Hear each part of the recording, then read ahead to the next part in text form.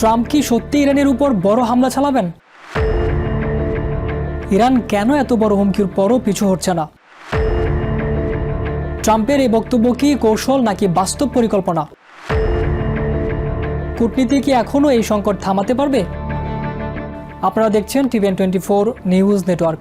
সবশেষ আপডেটে স্বাগত জানাচ্ছি আমি আব্দুল্লাহ মামুন। মধ্যপ্রাচ্যের চলমান সংঘাত নতুন করে তীব্র হয়ে উঠেছে। প্রেসিডেন্ট ডোনাল্ড ট্রাম্প সতর্ক করেছেন, ইরান তার শর্ত না মানলে একটি পুরো সভ্যতা ধ্বংস হয়ে যেতে পারে। তিনি ইঙ্গিত দেন, এমন ধ্বংস হবে সম্পূর্ণ এবং অপরিবর্তনীয়, যা ইতিহাসে এক অভূতপূর্ব ঘটনা হিসেবে বিবেচিত হতে পারে। এ মন্তব্য আন্তর্জাতিক রাজনীতিতে গভীর উদ্বেগ সৃষ্টি করেছে এবং অনেকেই এটিকে সরাসরি চরম সামরিক হুমকি হিসেবে দেখছেন। এ বক্তব্যের প্রেক্ষাপটে আমেরিকা ও ইসরায়েল তাদের সামরিক অভিযান আরও জোরদার করেছে। পারস্য উপসাগরের কৌশলগতভাবে গুরুত্বপূর্ণ খার্গ দ্বীপে আমেরিকা 90টির বেশি হামলা চালিয়েছে, যা ইরানের তেল রপ্তানির প্রধান কেন্দ্র। সামরিক সূত্রগুলো জানিয়েছে, এই হামলাগুলো মূলত আগের লক্ষ্যবস্তুতে পুনরায় আঘাত করে ইরানের সামরিক সক্ষমতা দুর্বল করার উদ্দেশ্যে পরিচালিত হয়েছে। একই সময়ে ইসরায়েল ইরানের বিভিন্ন অবকাঠামো, বিশেষ করে সেতু ও পরিবহন নেটওয়ার্কের হামলা চালিয়েছে, যা দেশটির যোগাযোগ ব্যবস্থা ব্যাহত করার চেষ্টা হিসেবে দেখা হচ্ছে।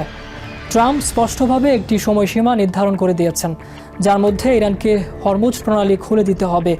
এই প্রণালী বিশ্বব্যাপী তেল ও গ্যাস পরিবহনের অন্যতম গুরুত্বপূর্ণ পথ।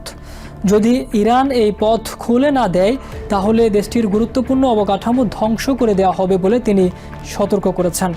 তার এই অবস্থানকে অনেক বিশ্লেষক চাপ সৃষ্টি করে সমঝোতায় বাধ্য করার কৌশল হিসেবে ব্যাখ্যা করছেন। তবে ট্রাম্পের বক্তব্য এবং বাস্তব সামরিক কৌশলের মধ্যে একটি স্পষ্ট ফারাক রয়েছে। আমেরিকার কিছু সামরিক কর্মকর্তা ইঙ্গিত দিয়েছেন যে তাদের মূল লক্ষ্য এখনও সীমিত, ইরানের ক্ষেপণাস্ত্র, ড্রোন ও সামরিক ঘাঁটি দুর্বল করা। তারা পুরো দেশ বা বেসামরিক অবকাঠামো ধ্বংসের কোনো সরাসরি নির্দেশনা পেয়েছেন কি না তা স্পষ্ট নয়। এই বিভ্রান্তি নিজেই পরিস্থিতিকে আরও অনিশ্চিত করে তুলেছে। ইরান ট্রাম্পের এই হুমকিকে দৃঢ়ভাবে প্রত্যাখ্যান করেছে। দেশটির কর্মকর্তারা জানিয়েছেন, তারা কোনো চাপ বা ভয় দেখানো কৌশলের কাছে নতি স্বীকার করবে না।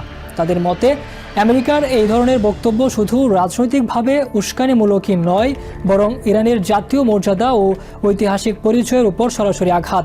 ইরানের ভেতরে রাজনৈতিক নেতৃত্বের মধ্যেও কিছু মতভেদ দেখা যাচ্ছে। দেশটির প্রেসিডেন্ট তুলনামূলকভাবে কূটনৈতিক সমাধানের পক্ষে অবস্থান নিয়েছেন বলে জানা গেছে। তিনি যুদ্ধের কারণে অর্থনৈতিক ক্ষতি এবং অবকাঠামোগত ধ্বংসের বিষয়টি তুলে ধরে উত্তেজনা কমানোর আহ্বান জানিয়েছেন।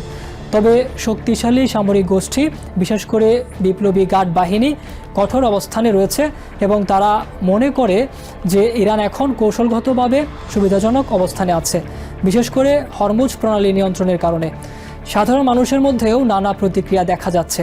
কেউ আতঙ্কিত, কেউ বিভ্রান্ত, আবার অনেকেই প্রকাশ্যে প্রতিরোধের বার্তা দিচ্ছে।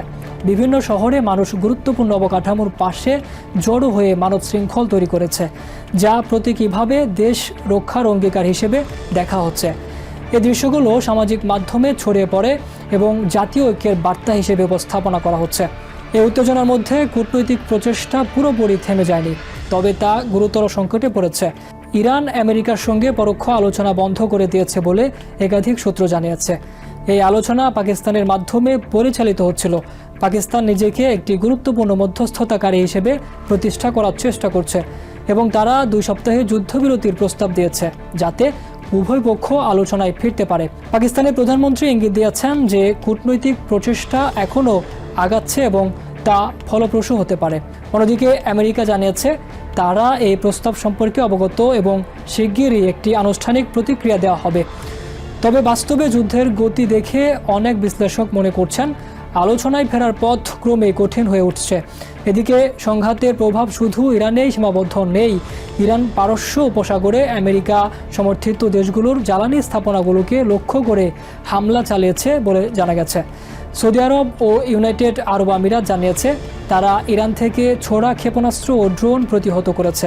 তবে কিছু ক্ষতি হয়েছে কিনা তা এখনও মূল্যায়ন করা হচ্ছে। সংঘাতের আরেকটি নতুন মাত্রা হলো সাইবার হামলা। আমেরিকার কর্মকর্তারা সতর্ক করেছেন যে ইরানের সঙ্গে সংশ্লিষ্ট হ্যাকাররা আমেরিকার পানি ও জ্বালানি অবকাঠামো লক্ষ্য করে আক্রমণ চালানোর চেষ্টা করেছে, যদিও এসব হামলার পরিমাণ ও ক্ষয়ক্ষতি পুরোপুরি পরিষ্কার নয়। তবুও এটি সংঘাতকে আরও বিস্তৃত ও জটিল করে তুলছে। আন্তর্জাতিক মহল ক্রমেই উদ্বেগ প্রকাশ করছে। জাতিসংঘের মানবাধিকার প্রধান সতর্ক করে বলেছেন, এমন উস্কানিমূলক বক্তব্য পরিস্থিতিকে আরও বিপজ্জনক করে তুলছে।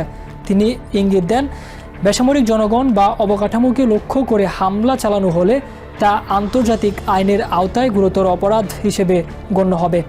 বিশ্বের বিভিন্ন রাজনৈতিক নেতা এবং ধর্মীয় ব্যক্তিত্ব সহিংসতা বন্ধের আহ্বান জানিয়েছেন।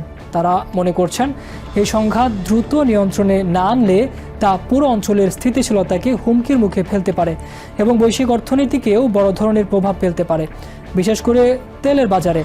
পরিস্থিতি এখন অত্যন্ত নাজুক। একদিকে ট্রাম্পের কঠোর ও আগ্রাসী বক্তব্য, অন্যদিকে ইরানের অনমনীয় প্রতিরোধ। এই দুয়ের সংঘর্ষে যুদ্ধ আরও বড় আকার নিতে পারে। কূটনৈতিক সমাধানের সুযোগ এখনও পুরোপুরি শেষ হয়ে যায়নি, কিন্তু সময় দ্রুত ফুরিয়ে যাচ্ছে। আগামী কয়েক ঘন্টা বা দিনই নির্ধারণ করতে পারে এই সংঘাত কোন দিকে মোড় নেবে, সমঝোতার পথে নাকি আরও ভয়াবহ সংঘর্ষের দিকে।